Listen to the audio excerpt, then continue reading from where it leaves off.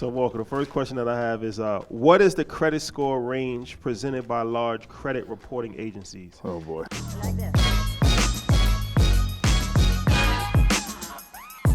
Like this. Like this. Like this.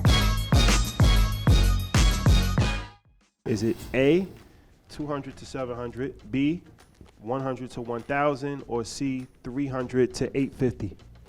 C, yeah, 300 to 850. He's balling on and off the court. He's balling on and off the court. Now, we're not going to stop. We're not going to stop. This is quick hit, so we're going to make this quick as possible. So, next question is, which of the following does not impact your credit score? All right. Okay. A, applying for a loan. B, checking your credit score. Or C, missing a payment. Well, I've seen the commercials, so I'm going to go with B, checking your score. This guy's an all-star. This guy's an all-star. All right, he's 2 for 2. Nice job. All right, here it goes. This is the next one. All right, so true or false? The most important factor in your credit score is payment history. I would say it's probably true, right? You asked me right. Are you going with true? Yeah, I'm going with true. You're right again. Yeah. All right. The aim is to pay all bills on or before their due date and pay down your debts consistently over time. A late or missed payment on your loans or credit card bills can stay on your credit report for up to 7 years. That's tough. That's a long time. Mm-hmm. That's a long time. You probably Super even tough. haven't had credit for 7 years yet. Nah, yeah, man, no. Not even close. Not even close. So let me ask you this. All right, it's going to get a little tougher. Name the 3 credit bureaus you can request a free copy of your credit report from. Oh, this is a free response question, huh? I was never good at these, man. I don't know. You got to help me with that one. Experian, TransUnion. Oh, okay. Equifax. All right. Yeah, those are right. You can also request your credit score for free by using Chase Credit Journey. Shout out to Chase. Shout out Chase. Very important. So you went 4 for 5. That's not a bad 80%, man. That's Pretty not a bad dang percentage. good. 80% Yeah. is pretty good. You shoot that from the free throw line. No, Correct. don't shoot that from the free throw line. That is not what I do. There you have it. Scoring credit brought to you by Chase Freedom. Yeah, we shot 100% there. Yes. In what ways do you incorporate your credit card into your everyday spending? So I use credit cards sometimes for reoccurring bills that I know I have to pay. So like, for instance, my cell phone bill.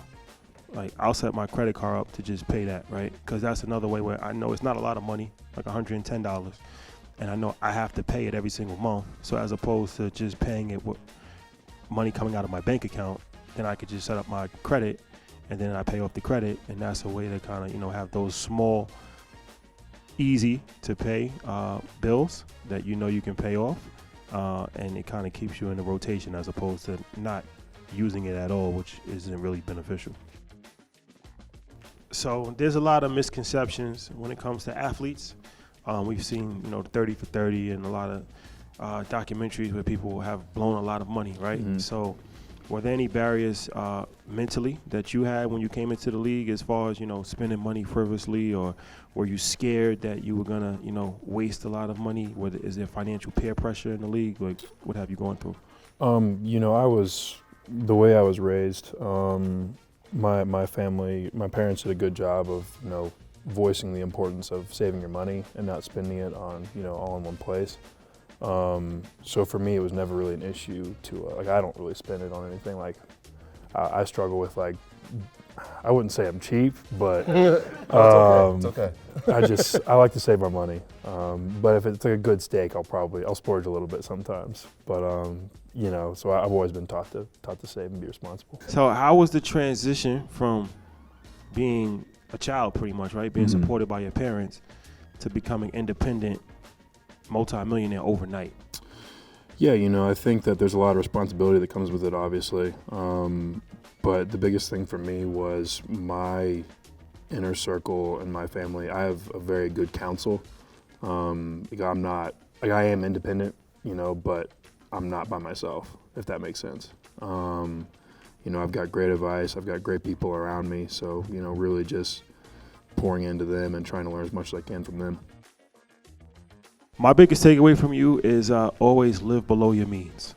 That's something that is extremely underrated. Financial discipline, I think, is the first step to financial freedom. So of course, it's easier to do that when you're making millions of dollars, but sometimes it's not because you have a lot of financial peer pressure as well, right? So no matter how much money you're making, it's always important to live below your means. It's important to have a wise counsel of people that you trust. And it's important to always seek and gain new information. Those are 3 keys that I took away from this conversation. What did you learn? Well, I heard spontaneous spending. When you were talking about it, I'm like, that's exactly what we see from athletes, right? I like it, I see it, I want it, I didn't have it growing up. I don't think that's been your route. And so the fact that you have the financial discipline is important. But I will say this to encourage you, right? And this is a great piece of advice that we got. If you can't buy it twice, you probably can't afford it, right? So if you can't pay for it twice, you probably can't afford it. And that could be anything from your cars to your watches. Some people have multiple homes. The true test is, can I buy it twice? And so that again goes to the financial discipline, which I think, and it feels like from the conversation we've had, that you have a pretty good grasp on that. Walker, it's been a pleasure, my brother. It's been a pleasure.